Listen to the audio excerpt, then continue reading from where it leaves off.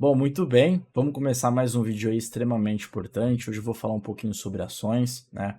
Tive a ideia de trazer esse vídeo aqui com um cenário um pouco mais diferente, um pouco mais didático, para que vocês acompanhem na tela aqui do computador algumas informações importantíssimas, né, que você, investidor e investidora em ação, busca para fazer melhores investimentos aí nesse sentido. Não esqueça de curtir, compartilhar e se inscrever no canal para que este conteúdo alcance mais pessoas aí, né, que o brasileiro no geral faça melhores investimentos. Bom, pessoal, antes de tudo, né, como eu disse para vocês, a gente vai falar um pouquinho sobre o tema de ações. Este tema é super importante, eu tive a ideia de trazer ele aqui para vocês por conta de três principais comportamentos que eu vejo hoje atualmente, que são investidores que nunca investiram em ações, né, não têm conhecimento necessário a respeito desse segmento do mercado financeiro. O segundo perfil são aqueles que investem há um tempo, conhecem de algumas nuances, né, alguns detalhes aí do mercado acionário, mas estão tomando vários prejuízos. E por fim, aquele último perfil em que a pessoa investiu, logicamente tomou prejuízo e está desistindo, né? Está se desfazendo de posições grandes aí por conta de não acreditar em ações do mercado brasileiro ou por outros vieses aí que vai criando no decorrer do tempo. Então não se esqueça de prestar atenção em alguns pontos importantes aqui que funcionam para uma carteira de ações bem estruturada e bem montada e para que você, né, rentabilize o máximo possível aí no seu patrimônio, nos seus investimentos também. Bom, pessoal, nesse sentido, de forma breve aqui, eu vou falando e olhando um pouquinho mais para o lado aqui, porque eu vou estar olhando para a tela também que vocês estão vendo aí. Então, antes de tudo, antes da gente falar de ações, ou mesmo entrar numa carteira vencedora de ações, vamos recapitular aqui. O que são ações, Lino? Para todo mundo entender. Ações é a menor parcela de capital social de uma empresa que um acionista hoje minoritário, seja uma pessoa física comum, pode se tornar sócio. Entre outras palavras, se a gente pensa nas maiores empresas hoje dentro de uma economia, por exemplo, brasileira que é a nossa, existem diversas empresas listadas em bolsa. E você, como pessoa física, assim como eu, né, pessoa comum, a gente pode investir nessas empresas e se tornar sócio direto dessas empresas. Qual que é o ponto positivo e o mais interessante que eu gosto sempre de trazer? Se você é acionista dessa empresa, e você compra ações dessas empresas e essa ação se valorizar, você também vai rentabilizar em cima desse patrimônio. E o segundo ponto, que traz muito interesse aí dos investidores no geral, é a questão da distribuição de dividendos. Ou seja, se eu sou um sócio, mesmo sendo minoritário dessa empresa, e ela oferir lucros num determinado período, eu vou receber esses lucros também por conta das suas operações, por conta das suas vendas, ou enfim, prestação de serviço, entre outros fatores, tá? Então, resumindo, hoje eu, como pessoa física comum,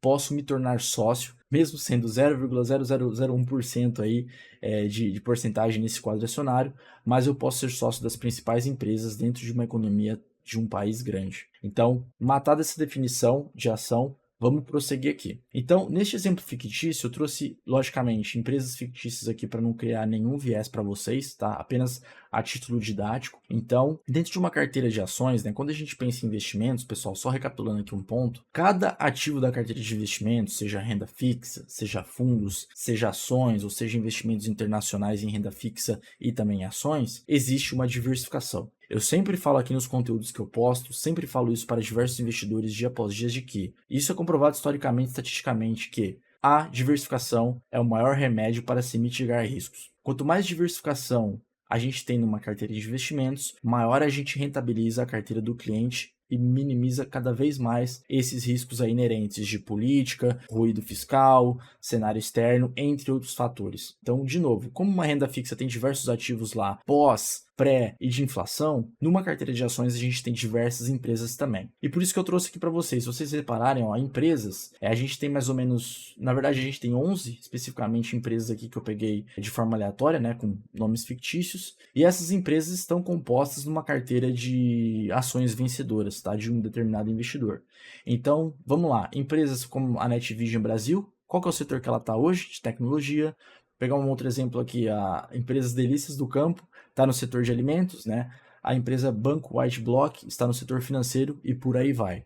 Todas essas empresas, elas são listadas em bolsa. E por elas serem listadas em bolsa, lembrando que a gente tem o ticker da empresa, por exemplo, NetVision, a gente tem NetV3, né, acompanhado de 4 letras e um número sempre, tá? Para vocês entenderem aí essa questão de ticker também que várias pessoas me perguntam. Nesse sentido, como a gente tem 11 empresas aqui compostas no portfólio e vocês percebem que a gente tem uma diversificação muito bem feita aqui na questão de setores, a gente tem também um peso respectivo para cada ação dentro dessa carteira. Quando a gente fala desse peso específico aqui, ele tem um porquê, tá? E eu vou explicar mais para frente o porquê, mas vocês percebem que tem uma repartição para as ações da NetVision, por exemplo, de 10% compondo na carteira de ações de um investidor, a Valor Real, seguradora, que é do setor financeiro, também de 10%, e por aí vai. Logicamente, a junção de todas vai dar o 100%, que é a alocação total de um investidor nessa carteira de ações. Sobre a questão da recomendação nessa coluna, a gente percebe que tem compra aqui para todas elas. Por quê? Eu vou estar trabalhando aqui majoritariamente para vocês entenderem da melhor forma com a estratégia de buy and holder, ou seja, eu compro essas ações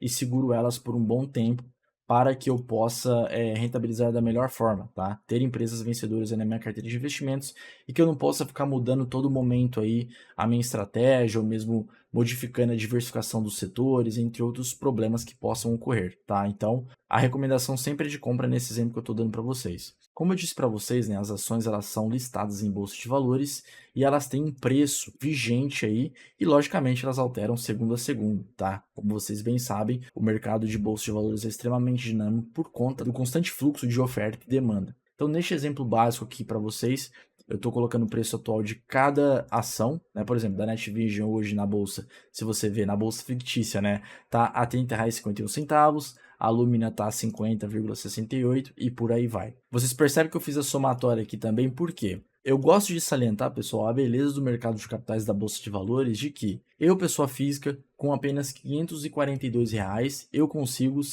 comprar pelo menos uma ação, mas ser sócio minoritário das principais empresas de uma economia. E aí qual que é o grande lance aqui que todo investidor em ação busca constantemente? Ser acionista, né? Ser parceiro aí de grandes negócios que você não somente vai ganhar dinheiro com a valorização da ação, como também na distribuição recorrente aí de dividendos. Então, nesse sentido, isso daqui que eu já apresentei para vocês, se vocês entenderem isso daqui, já é um grande passo para que vocês possam já fazer bons investimentos em ações. Porém, eu vou complementar uma parte aqui que precisa ser dita também e que você, investidor e investidora, tem que ter esse acompanhamento nessa gestão ativa e acompanhar de perto, né? Porque quando eu falo de ação, eu falo de renda variável é bolsa de valores e o dinamismo que existe aqui de variação de preço, de mudança de perspectiva é muito grande. Então, vamos seguir para o próximo aqui. Essa coluna é o preço-alvo. O que é o preço-alvo, Lino? As maiores corretoras hoje do mercado financeiro e bancos de investimento, por meio dos seus times de análise, enfim, gestão de patrimônio, eles, por meio dessa análise de empresas, de fluxo de caixa, de alavancagem, de dívida, de projeção de dividendos, eles chegam num preço justo da ação, tá? Vou traduzir para vocês, ele não entende nada. Vamos lá. Preço-alvo, 35,20, né? Essa empresa hoje, da NetVision, está custando no mercado, né? Está sendo precificada a R$ 30,51. Por meio da análise desse pessoal do mercado financeiro, né, por analistas renomados aí, gestoras também, eles chegam no preço justo de que aquele preço daquela determinada ação, ele vale R$ 35,20 de acordo com os lucros que essa empresa está oferecendo, de acordo com a alavancagem que ela está tendo, né, ou mesmo a política de investimentos. Então, o preço justo dela, entre outras palavras, está R$ 35,20. Se o preço atual dela está abaixo do preço-alvo, a gente tem um upside, ou seja, a valorização inerente aí de 30,51 para 35,20. Quanto que dá esse porcentagem? 30,98%, né? Ou seja, de acordo com o preço atual dessa ação no mercado e o preço-alvo analisado pelos analistas aí do mercado, todo o time de gestão do mercado financeiro, eles chegam que o preço justo dessa determinada ação é 35,20 centavos, tá? Ou seja, se você é um investidor que sempre acompanha o mercado, né, sempre está preocupado em fazer bons investimentos, principalmente em ações, você vai acompanhar essas recomendações aqui. Por quê? Porque de acordo com os cálculos de análise e precificação técnica, né, dos analistas, o preço justo da ação tem um valor acima do que está sendo negociado. Entre outras palavras, isso funciona com todos esses 11 exemplos aqui que eu estou trazendo para vocês. Nesse sentido, vocês percebem que tem um upside específico e respectivo, né, para cada ação. Por quê? Por conta de setor, por conta de política de investimento da empresa, por conta de previsibilidade de resultado que elas geram, tá? Então, existe uma determinada variação aqui de upsides. O mais importante é que você, investidor, tem que ter uma parcela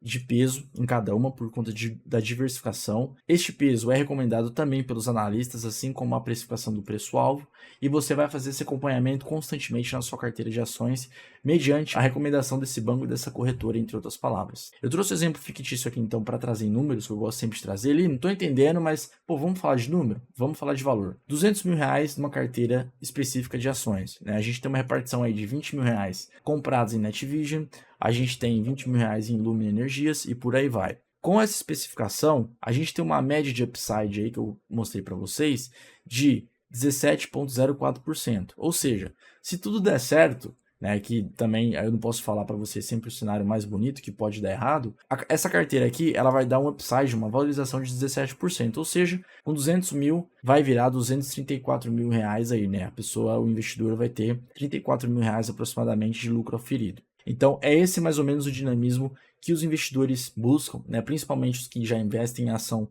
há muito tempo e que tem uma carteira de investimentos vencedora, especificamente em ações. Bom, e por fim aqui, né, eu trouxe exatamente a questão dessa carteira de ações separada aqui por porcentagens, tá? Para vocês entenderem de que o quê? Vamos resumir toda a ideia desse vídeo. A carteira de ações de um investidor, né, uma carteira de sucesso, ela segue sempre uma diversificação, tá? Não precisa ser necessariamente 11, 10 ativos que seja, mas ela tem uma diversificação dentro desse número que eu falei para vocês e um respectivo peso. Se o investidor possui uma carteira de ações composta por boas empresas, com certeza ele vai ter essa repartição feita constantemente, né, de forma correta, e a estruturação também da questão de setores vai ser feita da maneira correta também, porque primeiro ele vai estar investindo em boas empresas, em setores perenes, né, que tem uma perspectiva boa, vai ter uma diversificação interessante, e com o preço atual versus o preço-alvo recomendado dos analistas aí do mercado, ele vai ter um upside interessante, e esse upside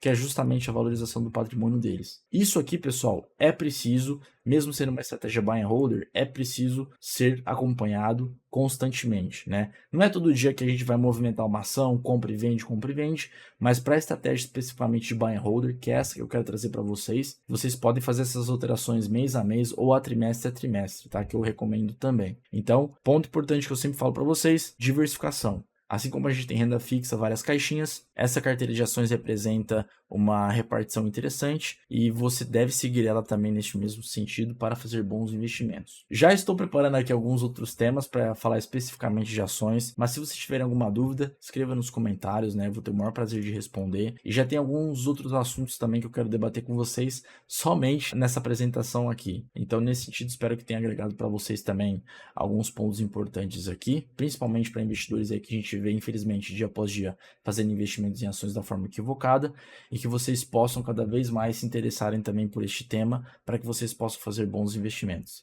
Um abraço, até a próxima.